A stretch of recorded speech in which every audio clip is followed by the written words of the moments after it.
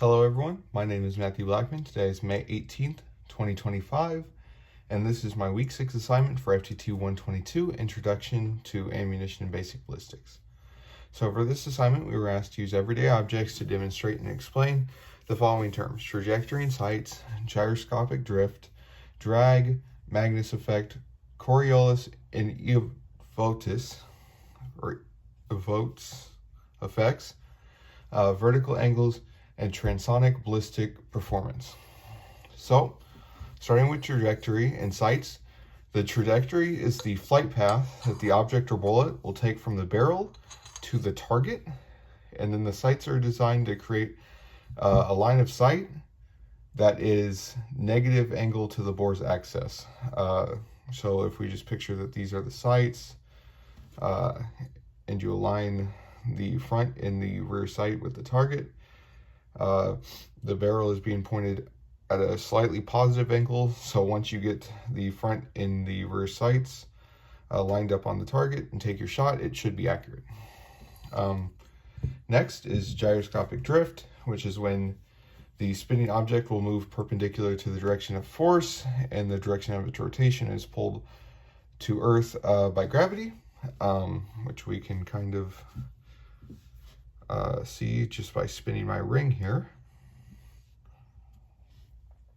Next, we have drag, which is the force that opposes the relative motion of an object, which in this case would be the bullet going through the air.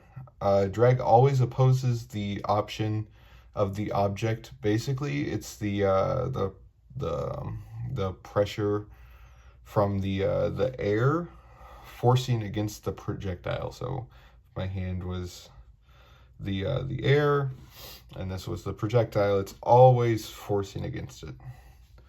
The Magnus effect is the phenomenon that occurs when a spinning object moving through fluids or gas, in this case the bullet, which flows perpendicular to the rotation or rotational axis. So it's just it pushing through it. Next, we have the Coriolis and evotus. The Coriolis effect impacts the projectile on a horizontal plane when shooting north or south. The evotus effect impacts the projectile on a vertical plane when shooting east or west. The Coriolis effect, hope that I'm saying that right, occurs when a projectile is fired in a right angle, north or south, to the Earth's rotation. The deflection caused by the rotation will vary depending on whether you are shooting from the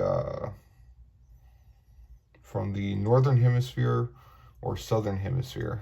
In the northern hemisphere, the deflection will always be to the right. It's kind of like flushing toilets here in the US compared to like Australia. They spin the different directions. The next thing we're talking about is vertical angles, which is the feeling when shooting uphill or downhill. There's no extra force at play, actually.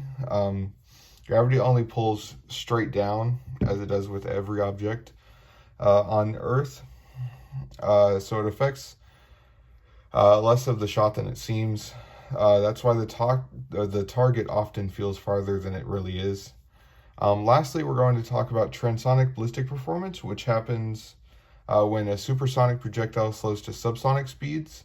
As drag decreases, the center of pressure shifts forward, causing the projectile to wobble.